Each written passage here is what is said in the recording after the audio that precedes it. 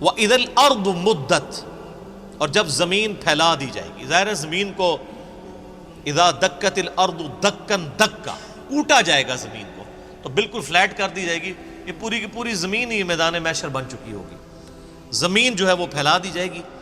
وَأَلْقَتْ مَا فِيهَا وَتَخَلَّتْ، اور زمین ہر وہ چیز باہر پھینک دے گی جو اس کے اندر ہے. زمین اپنے اندر کی ساری چیزیں باہر پھینک کے خالی ہو جائے گی. مراد جو اس نے اپنے اندر جو ہے وہ مردے ہزاروں لاکھوں سال سے اپنے اندر سموئے ہوئے ہوں گے، وہ سب کے سب مردے باہر نکال دے گی. اللہ تعالیٰ ان کو زندہ کر دے گا.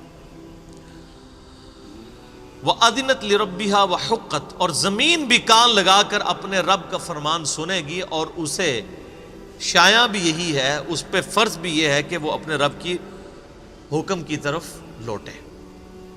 یا ایھا الانسان انک کادح الی ربک کدحا فملاقیہ، اے انسان تو ہر وقت محنت میں لگا رہتا ہے، کوشش میں لگا رہتا ہے، تیرا مقدر ہی یہ ہے کہ تو مشقت میں پڑتا رہے حتیٰ کہ تیرے رب سے تیری ملاقات ہو جائے گی. یہ بڑی کرٹیکل آیت ہے قرآن حکیم کی. ہر انسان کو اللہ نے مشقت میں پیدا کیا. کسی کی مشقت یہ ہے کہ اس نے پورا دن مزدوری کرنی ہے، اور مزدوری کی فارم بھی ڈیفرنٹ ہے. کسی نے وزن اٹھانا ہے، تو کسی نے جو ہے وہ انٹلیکچوئل ان پٹ دینی ہے ایئر کنڈیشن کمرے میں بیٹھ کے کسی ملٹی نیشنل میں جاب کرتے ہوئے. ہر بندے کی اللہ تعالیٰ نے مشقت ڈیفرنٹ رکھی ہے. کسی نے زمین میں ہل چلانا ہے، اس کی مشقت وہ ہے. ہر انسان کو اللہ نے مشقت میں پیدا کیا ہے، کیونکہ انسان کے ساتھ اللہ تعالیٰ نے پیٹ لگا دیا ہے جو اس کی یعنی بنیادی ضرورت ہے. اس پیٹ کو فلفل کرنے کے لیے اسے اپنی زندگی مشقت میں کاٹنی پڑتی ہے، اور یہ ایک ایسی مشقت ہے جس سے دنیا میں ہر جاندار کو گزرنا پڑتا ہے. جانور بھی اس ساری چیز سے گزرتے ہیں، لیکن انسان اور جانور میں فرق ہے.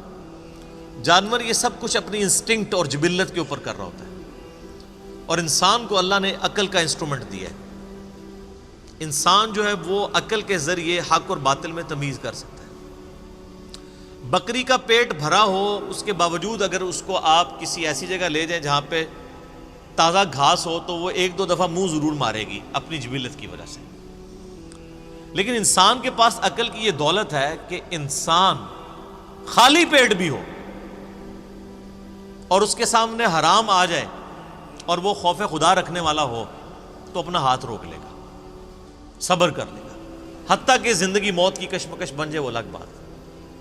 اور بعض کا دنیاوی طور پہ بھی لوگ اتنا غصہ کھا جاتے ہیں کہ کسی مجلس میں گئے ہوئے ہیں، کسی شادی کو اٹینڈ کرنے کے لیے گئے ہیں، اور وہاں پہ صبح کا ناشتہ بھی نہیں کیا ہوا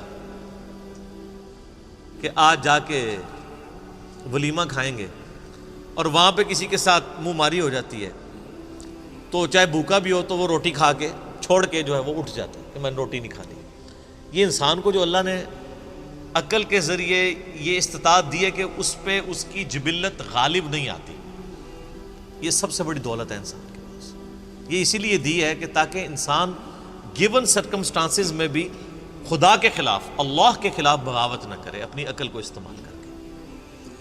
جنید بغدادی کا ایک قول بڑا مشہور ہے. وہ کہتے ہیں کہ جو حواس ہیں ان کی تکمیل عقل سے ہوتی ہے. یعنی حواس خمسہ جو اللہ نے انسان کو دیے ہیں، جبلت ہے، شہوات اٹیچ کی ہوئی ہیں، اس کی تکمیل جو ہے وہ عقل سے ہوتی ہے. یعنی انسان عقل کو استعمال کر کے ان چیزوں کو، اپنی ان ساری نعمتوں کو اللہ تعالیٰ کی نافرمانی سے بچا کے اس کی اطاعت میں لگاتا ہے. اور عقل کی تکمیل وحی سے ہوتی ہے. عقل بھی کہیں نہ کہیں ٹھوکر کھا جاتی ہے، اس کی تکمیل پھر وحی الہی سے ہوتی ہے جو اللہ تعالیٰ اپنے پیغمبروں کے ذریعے اپنے بندوں تک پہنچاتا ہے. اسی لیے ہم کہتے ہیں جب وحی کا حکم آ جائے پھر ہم عقل کو سائڈ پہ کر دیتے ہیں، پھر ہم وحی کی پیروی کرتے ہیں. سیدنا علی بن ابی طالب کا قول بڑا مشہور ہے، سنن ابی داؤد کے اندر موجود ہے اور کتابوں کے اندر صحیح سند کے ساتھ.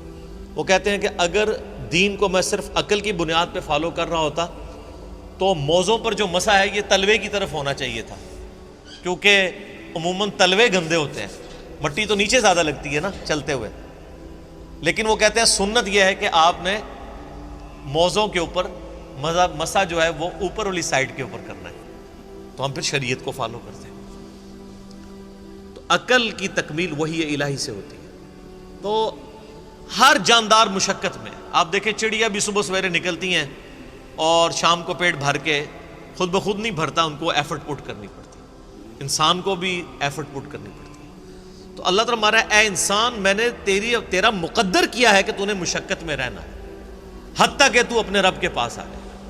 یہی اکثر کہتے ہیں کہ دنیا کے کام تو نہیں ختم ہونے، لوگ کہتے ہیں جناب وہ درس میں نہیں ہے، وہ فارغ نہیں تھے، یعنی یہ فارغ بندوں کا کام ہے۔ بھئی اسی ٹائم میں سے ٹائم نکالنا ہے نا اللہ کے لیے، گیون سرکمسٹانسز۔ انسان کو تو پیدا ہی مشقت میں کیا گیا ہے، اسی مشقت میں سے آپ نے اپنے آپ کو فری کرنا ہے۔ اور جن معاملات میں ہم سیریس ہوتے ہیں، کر رہے ہوتے ہیں، ہر ویکینڈز پہ آئے دن شادیاں آتی ہیں، لوگ اٹینڈ کرتے ہیں، جب اسی ویکینڈ پہ درس آ جائے تو کہتے ہیں وہ مجبوری ہے جی، ایک ہی چھٹی ہوتی ہے یا 2 ہی چھٹیاں ہوتی ہیں ہفتے میں، تو وہ فیملی کو بھی ٹائم دینا ہوتا ہے، شادی آ جائے تو فیملی بھول جاتی ہے، پھر یا کوئی اور فنکشن آ جائے تو سب کچھ لوگ بھول جاتے ہیں۔ تو یہ سارے بہانے انسان، اللہ تعالیٰ فرماتا ہے کہ انسان کو اس مشقت سے گزر کے الٹیمیٹلی اپنے رب تک پہنچنا ہے۔ مراد کیا کہ تیاری کر لو، اسی مشقت کے اندر رہتے ہوئے تمہیں اپنے رب کے لیے وقت نکال کے خدا کی اطاعت اختیار کرنی ہوگی۔ میں اکثر کہتا ہوں کہ انسان کی زندگی میں کبھی اچھا وقت نہیں آنا، ہمیشہ برا وقت ہی آتا ہے۔ ہر انسان نے اپنے دماغ میں کوئی چیز رکھی ہوتی ہے کہ بس میرا یہ کام ہو جائے تو انشاءاللہ پھر تو میں مسجد میں بیٹھا رہوں گا، میں تو پھر وقف ہو جاؤں گا دین کے لیے۔ لیکن آپ دیکھیں گے جو انسان بڑی عمر کی طرف بڑھتا ہے تو پہلے سے زیادہ ورسٹ وقت انسان کے اوپر آتا ہے۔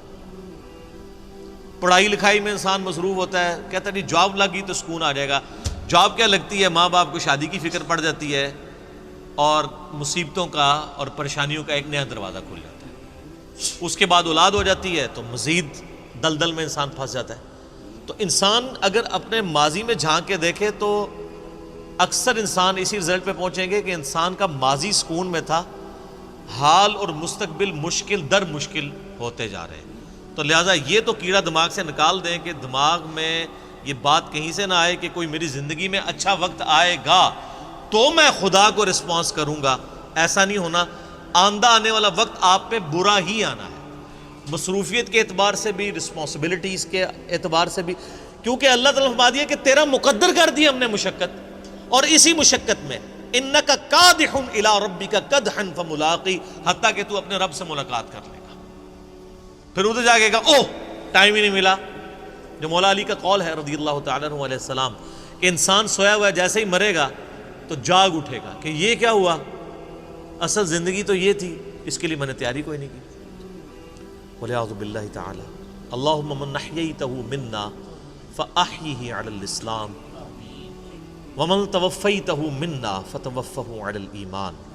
صحیح بخاری اور مسلم میں آتا ہے کہ ایون نبی علیہ السلام اگر نماز کے دوران بھی قرآن کی تلاوت کر رہے ہوتے تھے اور اللہ تعالیٰ کے عذاب سے ریلیٹڈ آیات آ جاتی تھی رکت پیدا کرنے والی، تو نماز میں ہی اللہ کی طرف متوجہ ہو کر دعائیں شروع کر دیتے تھے۔ تو میں اسی سنت پہ عمل کرتے ہوئے درس کے دوران بھی جب اس طرح کی رکت انگیز، اور یہ پارہ نمبر 30 تو سارے کے سارے ہی آپ دیکھ لیں کہ فکر آخرت ہے، انذار بالآخرہ ہے، آخرت کی جواب دہی کا اس میں ڈر سنایا گیا۔ تو تیری مشقت یہ ہے کہ تو زندگی میں مشقت کرتا رہے گا یہاں تک کہ اپنے رب کو آ کے ملے گا، لیکن یہ یاد رکھنا ہے کہ یہ مشقت کے بعد رزلٹ کیا نکلنا ہے۔ اگر اسی مشقت کے ساتھ ساتھ رب کو رسپانس کیا ہوا تو کچھ اور رزلٹ نکلے گا قیامت والے دن، اور اگر خدا کی نافرمانی کی، یہ بہانہ بنا کے کہ جی رزق حلال کمانا بھی تو عبادت ہے، اس عبادت کی وجہ سے باقی سارے فرائض چھوڑ دیے، تو چمڑی تو اتر جانی ہے۔ اللہ نے تو ٹوٹل پیکج لینا ہے نا آپ سے۔ یہ تو نہیں ہے کہ انسان جو ہے وہ رزق حلال کی تلاش کے اندر اللہ تعالیٰ کے حکم عدولی کر دے باقی معاملات کی، ایسا نہیں ہے۔ ہر معاملے میں اللہ تعالیٰ کو رسپانس کرنا ہے۔